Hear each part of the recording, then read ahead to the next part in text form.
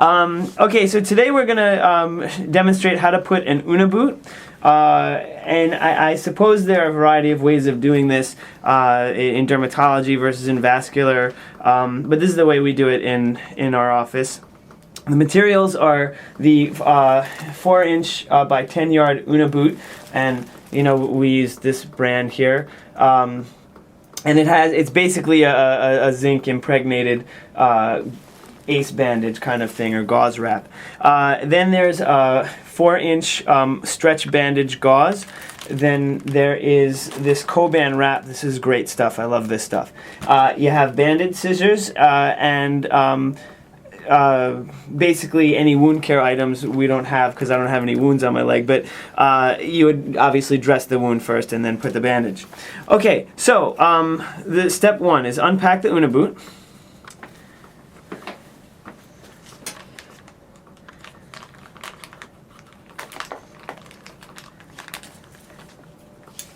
And it's a moist gauze type dressing impregnated with zinc oxide. And here, just take a look. You can take a look at my leg. Now, obviously, I don't have edema and I don't have any chronic ulcers. But if there were, imagine there was some kind of ulcer here, and we have to wrap the leg so that it heals. Or if I had some edema, and you need to squeeze the water upwards so that the wound can heal, that would be kind of when you do this. So you begin at the base of the toes.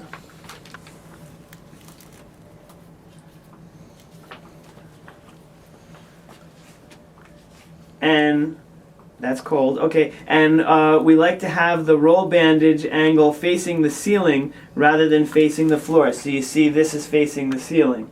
And you secure the bandage on the dorsum of the foot.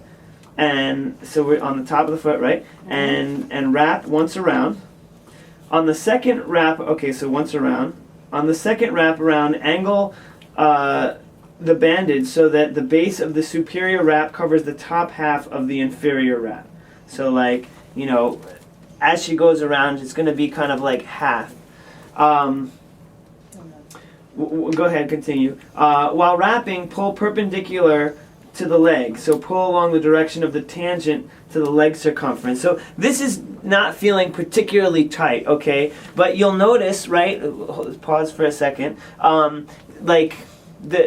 tangent is here, so she's pulling in that direction. As she goes around, she's pulling down, down, down. So that kind of makes it not crazy tight, but just a little snug. And obviously, Jenny, feel free to interject if you have other tips here. So stop 1 to 2 inches below the knee. So is there any tricks of the trade here about how are you doing the heel? You went right around the heel? Yeah. You go around the heel. So it's not that you don't go around the foot and then spare the heel and go right around the ankle. You go right around the heel too. Right. It's also easier in terms of leveling this out, going around the ankle. Okay. Now, this part isn't the part that's necessarily supposed to be tight, right? This is just... Right. You want everything to be snug. You don't want really anything to be tight. But the Coban is really what's going to apply the pressure. And, obviously you see my toes here and they're nice and vascularized and stuff. If there's too much tension on the leg, that's no good. The toes will turn purple and after 8 hours or so, you're going to get into some issues. And if it works out that the Unna boot is too tight, you can always cut it off and redo it, but you'd rather not. Now here, look, there's a lot of extra bandage, so you just continue using up the whole thing? Yeah. So now once I use up the whole thing, then you come back down. And again, she's going halfway, so this is here, and now she's going to try basically to go, half over. Not quite half over there, but it does the trick. And if there were a lot of edema and fluid in the leg, even if this is tight, what happens is the water squishes out. Once the water squishes out, you kind of have room again, so there's no vascular compromise. So if you don't have a swollen leg, you're going to have constant pressure. If you have a swollen leg, it will loosen up as you diurese and as the water gets pushed away. So This is just kind of tedious here, but you can see it's almost like putting a cast. Yeah, that's what it eventually turns into once it dries. Once this dries, this turns into it becomes stiff. So then there's no more. It's not like constant pressure anymore. It's not wet. It'll dry up.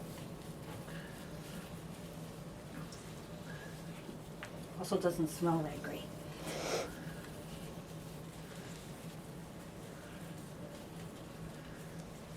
We're doing this in winter, so everyone has a cold, so you don't have to smell it. Now here, you're just going right. You're not going down back to the Right, further. because it's not. Well, unless you have like edema here also, like if you have some, but mainly it's you kind of just concentrate like here up. Because this is usually where like the action is, like leg ulcers and stuff. Okay, so at that point, so she circled back to wrap one wrap parallel to the floor. If there's extra bandage, continue on such that the top half of the leading wrap covers the bottom half of the previous wrap. Light to medium tension is good. You should barely be able to work your finger into the top and bottom aspect of the boot. Warn the patient that if their toes turn purple in the coming hour or two, that they should release the bottom or top aspects of the boot by cutting it open at the base or the top.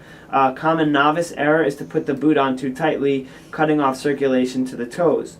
Once the wet Unna boot bandage is placed, smooth and mold the remainder of the bandage with your hands. So she just did that. And then wrap gauze dressing in the same manner as above. So now we have the gauze dressing. And again, this also isn't going to be tight, but this is like to put a little barrier between the Coban wrap, which is going to be the stuff that squeezes, and this wet stuff here.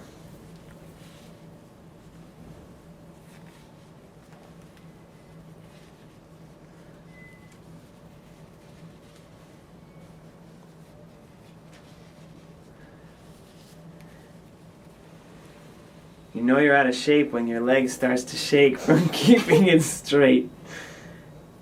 Ideally, what we could do is... Hold it right there, please? I can hold that. I could just as easily have been laying down and have my foot here so that the patient's comfortable. I did it this I way. put a little bit of tape just to hold this in place until so I can put the Coban on top. So she put a little tape to hold it in place. Okay.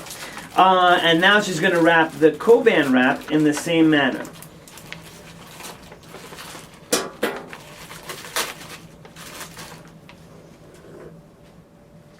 Note that Coban sticks to itself, so as you wrap the Coban, press each previous wrap to the leg such that the iterative wraps stick to themselves. So again, she's starting the dorsum of the foot. The angle of this is up to the ceiling.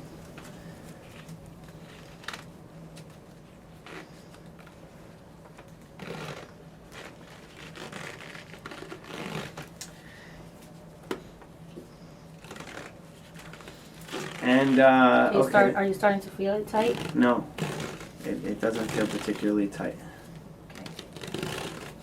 Now it feels like there's, not too tight, but a nice snug pressure. It does feel that there's a nice snug pressure. I think this is about the right tension. It's a little hard to judge what the right tension is. Again, when you do the first time you do it, probably you'll either do way too loose or way too tight until you figure out, what's the right tension to do. Now, I got to tell you, as older patients where the shower may be a real hazard, you can't just have them sponge bath for a week. Now, here, look, my foot was in like an angled position. Now, so I'm going to try to like move, and I can move if I have to walk, because obviously I'm going to be walking. But this thing is it's on, and then it will just stay. I mean, this is everything sticks to itself. Okay, now.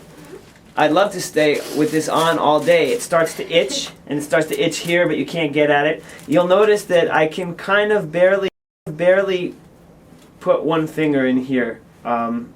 That's about right. And I can pretty easily get my finger in here. Maybe this could stand to be a little tighter, but again, you do it to how much edema there is and what you're dressing. Okay, now in 1 week we use banded scissors to remove the boot. So let's say it's 1 week later now, and you have the banded scissors. Okay, so we have to be careful not to use regular scissors that can stab the patient accidentally while cutting the boot off. Often cutting the boot in layers is more efficient than struggling with trying to do the whole thing in one layer. But you'll notice from the top. you'll notice these scissors here have this this smooth end, so you're not going to poke anyone. And this is the end by which you can just get in there or get in there. It doesn't matter whether you start from the top or the bottom to get it off, however you want to do it. So.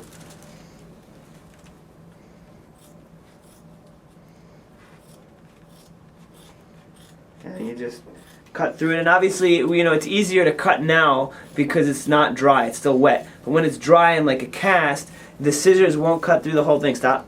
So like sometimes, this part will be like hard. So in which case you can just cut this part. So just try to cut like the, you know, that's how it goes down in real life. Yeah. You end up cutting just this part first. You kind of free up as much as you can. This is kind of more how people struggle with it. You can see that if you had a pointy scissors that you'd run the risk of stabbing someone. I suppose you can do it, but it's just risky. And now you just get into wherever you can get. And now, for example, since this is mostly freed up, she can start cutting this.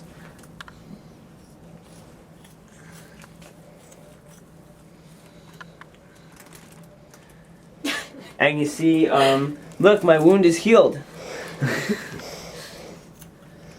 Sometimes at a week you have to make a decision whether to put another boot or not. It's you know, it's really uncomfortable to have these things on.